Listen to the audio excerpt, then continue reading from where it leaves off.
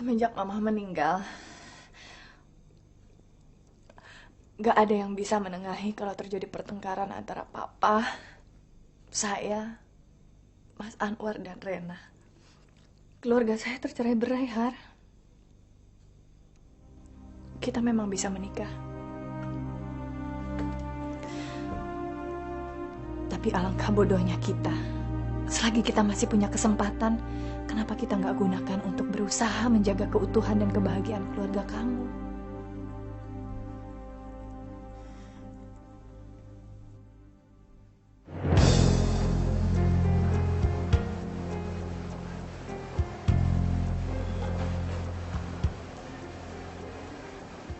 Mas. Mas, hari ini saya kan mau belanja. Saya nggak tahu nih Mas, harus cari di mana setelan jas yang bagus sama sepatu yang bagus Mas. Mas kan lebih tahu. Kayak gini Mas, saya nggak pandai dandan. Di mana ya Mas? Emang untuk apa sih? Buat hari pernikahan saya Mas. Bisa kasih saran kan?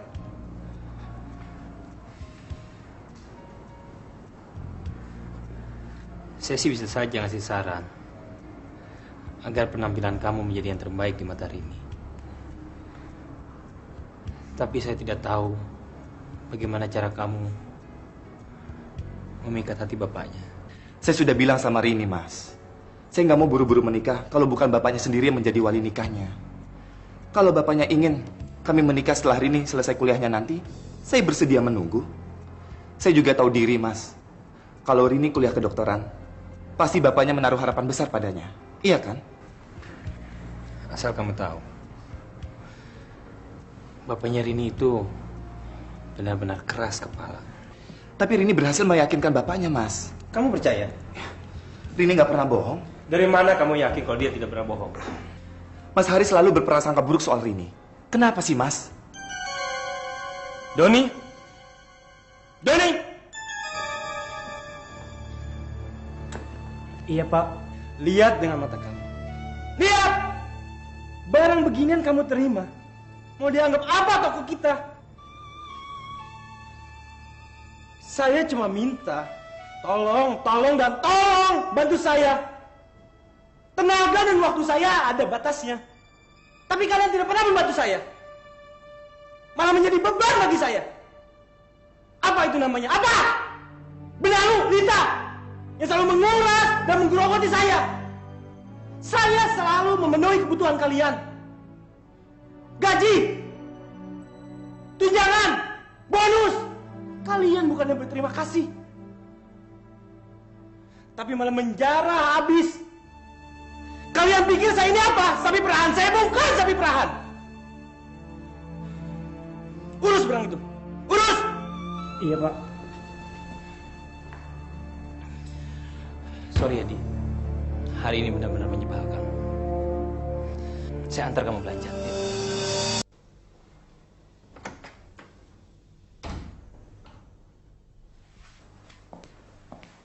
Rin,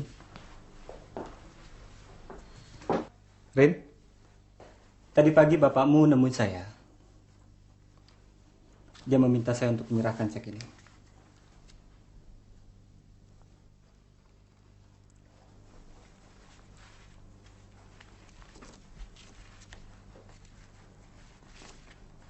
Papa ngomong apa? Dia nggak ngomong apa-apa.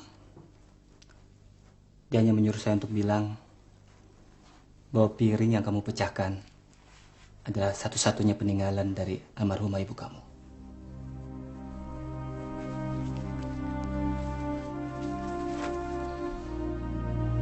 Dia gak menyinggung soal pernikahan?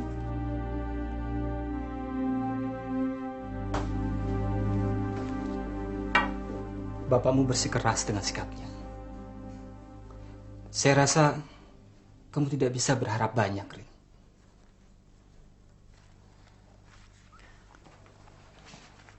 Rin, mumpung masih ada waktu, coba kamu pertimbangkan lagi rencana pernikahan kamu. Gak mungkin, Nur. Saya sudah terlanjur.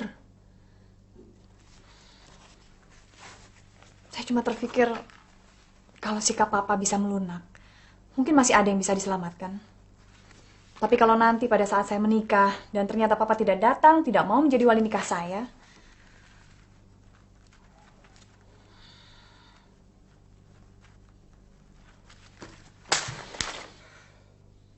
kamu kembalikan lagi ini. Bukan ini yang saya butuhkan.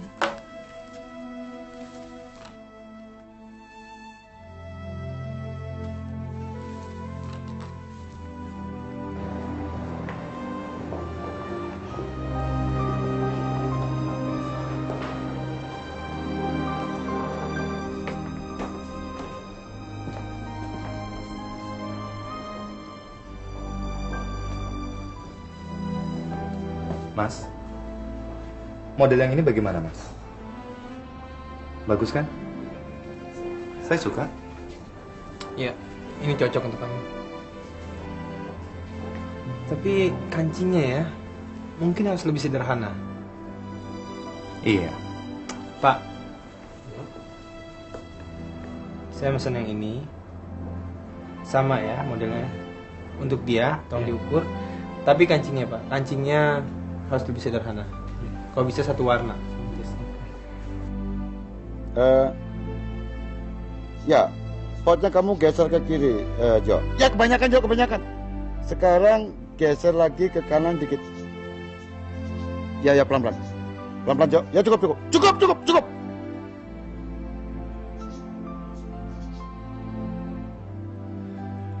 Kamu ngapain di situ, Jo? Minggir sana.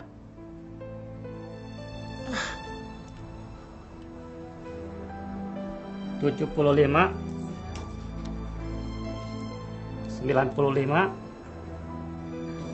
$86.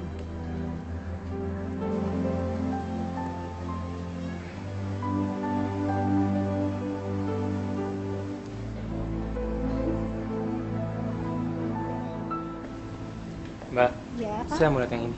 Ya, mana Pak yang ini? Bukan, bukan. Yang ini? Yang ini. Oh, yang ini. Ya, silakan, Pak. Ya.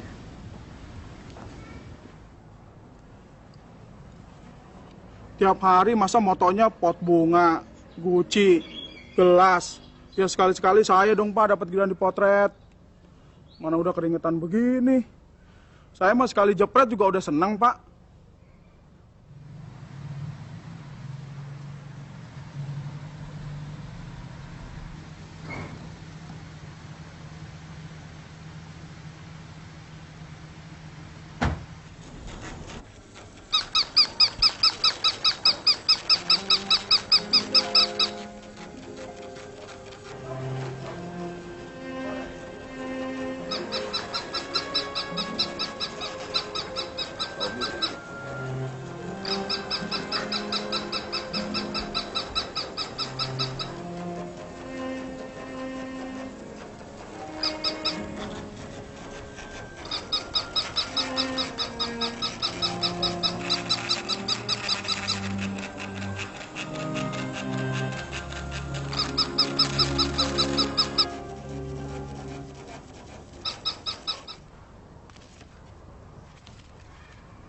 Wah, wah. Kalau saya tahu Bapak hobi fotografi, saya punya banyak buku tentang fotografi, Pak. Saya dulu juga suka fotografi. Cuma biayanya mahal, Pak. Jadi kameranya saya jual buat biaya makan. Nur, kalau kedatangan kamu kemari disuruh Rini untuk membujuk saya, dan kalau itu alasan kedatangan kamu, saya kasih tahu. Kedatangan kamu itu sia-sia.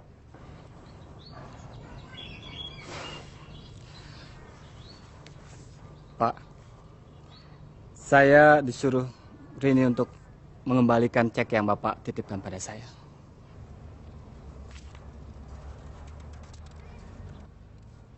Dia tidak butuh cek.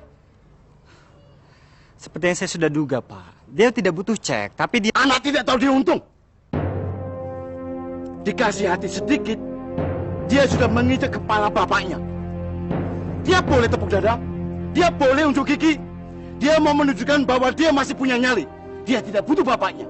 Dia tidak bilang dia tidak butuh bapaknya. Yang dia bilang tuh dia tidak butuh cek, Pak.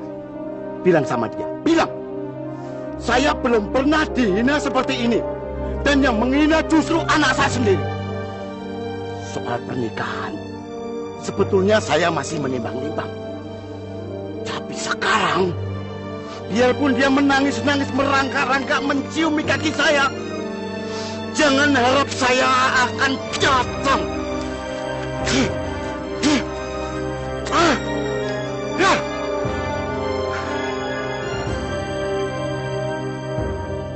Jasnya warna putih atau hitam, sama-sama bagus, Mas. Iya. Nanti kita telepon aja. Ini soal kamu ya.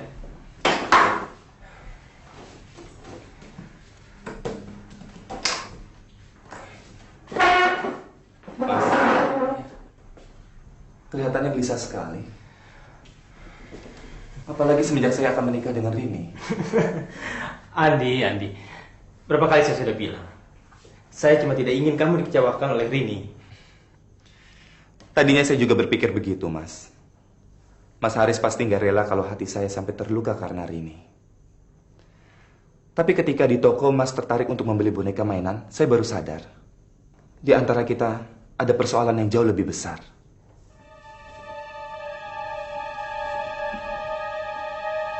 Persoalan apa? Saya mohon maaf, Mas. Andi, kamu tidak salah apa-apa. Sejak kecil saya selalu menjadi beban Mas Haris. Begitu besar pengorbanan Mas hanya supaya jantung saya tetap berdenyut. Sampai-sampai Mas Haris melupakan kehidupan Mas Haris sendiri. Padahal Itu sudah menjadi tanggung jawab saya sebagai kakak kamu. sementara Mas Haris belum merasakan kebahagiaan, saya justru akan menikah. Saya benar-benar nggak tahu diri. Andi, cukup. Saya merasa sedang bersenang-senang di atas penderitaan Mas Haris. Andi, Saya bersedia menunda pernikahan ini, Mas. gak ada alasan kamu untuk menunda pernikahan itu. Kebahagiaan Mas Haris sudah lebih dari cukup sebagai alasan saya untuk menunda pernikahan ini, Mas. Saya bisa menunda pernikahan ini, Mas. Saya bisa menunggu, Mas. Sampai Mas mendapatkan gadis yang Mas cintai, menikah, dan merasakan kebahagiaan berumah tangga. Dan saya yakin, Rini pasti juga mengerti hal ini, Mas. Kamu tahu apa yang membuat saya paling bahagia? Yaitu melihat kamu bahagia. Sekarang,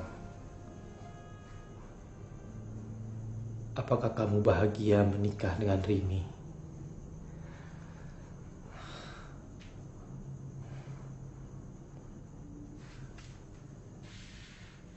Ya bahagia sekali, Mas. Kalau begitu saya juga ikut bahagia. Rasanya saya sudah tidak sabar lagi menunggu hari pernikahan kamu.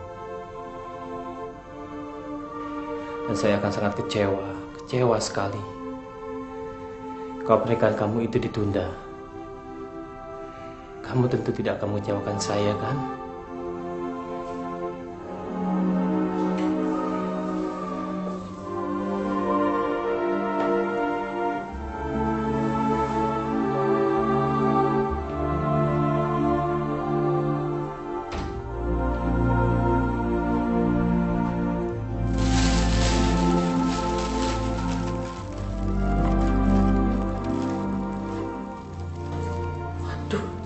Sukma belum pulang ya? Sukma belum pulang, Riz. Biarkan saja. Loh, ibu sudah suruh dia nungguin kamu. Saya kan sudah bilang sama dia, kalau saya tidak datang, dia bisa ngambil inisiatif.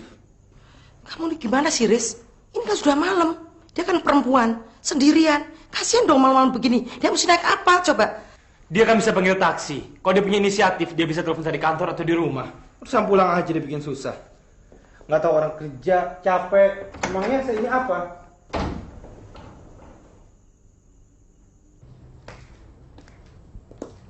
Haris?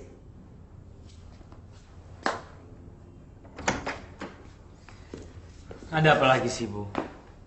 Uang yang Ibu butuhkan untuk perkawinan Andi sudah saya transfer ke rekening Ibu. Jadi kamu benar-benar tidak mau menjemput Sukma ya, Riz? Sukma itu kalau disuruh tunggu, pasti akan nunggu. Bukan salah saya. Saya tidak pernah menyuruh dia untuk menunggu. Bu, selama ini dia tidak pernah ada apa-apa. Dia bisa pulang dan pergi sendirian, tapi ibu yang mempersoalkan. Yang sebenarnya masalahnya ini sangatlah sederhana. Sekarang Sukma menjadi masalah semenjak ibu menyuruh saya untuk menjemput dan mengantar dia.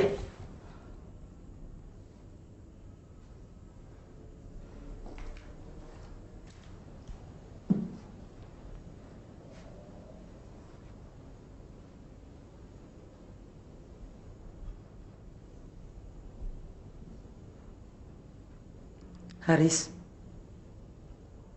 ibu berniat menjodohkan kamu dengan Sukma.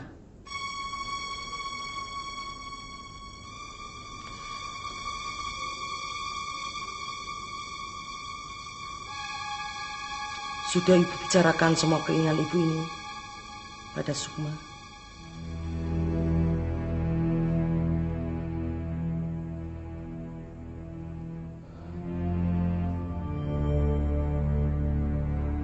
Ya, semuanya tergantung kamu, Riz.